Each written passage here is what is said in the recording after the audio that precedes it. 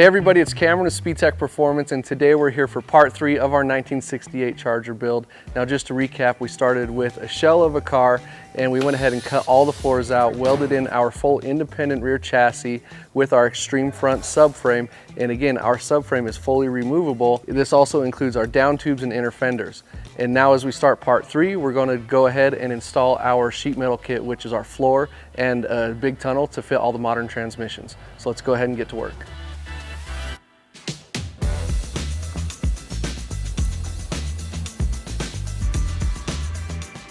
As you can see here, the front transmission tunnel section is in, as well as the footboards with the driver and passenger area.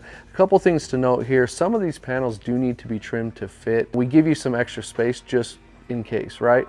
So to point out a couple areas is actually right here around on each of those sections, and then up in the toe kick area as well.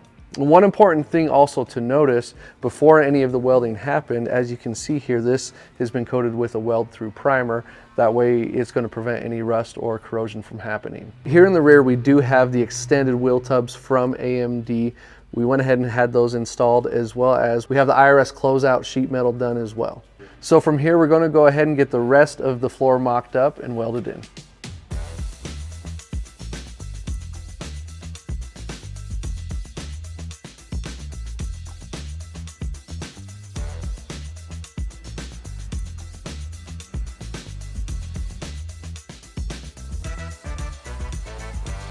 So as you can see here, we have the floor complete and welded in. So just to kind of recap what we've done through this final step.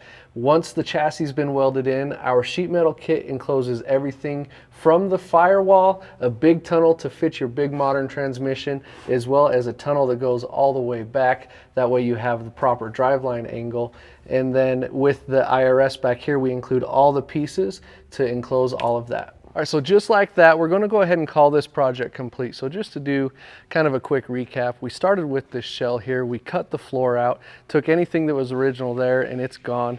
We welded in our chassis. It's got our subframe along with our front sheet metal, and then our whole floor and tunnel kit all the way back to the IRS. So as you can see here, this is something that can easily be done in a shop here or at your house. And I don't want to paint it pretty. This is something that you have to have the skills to do it. This is not just a bolt-on application. There's a lot of cutting and fitting and measuring and remeasuring and welding and everything when you're all done. So again, don't be afraid to call a shop to get it done by a professional, or if you feel like this is something you can do, give us a call and get yours ordered today.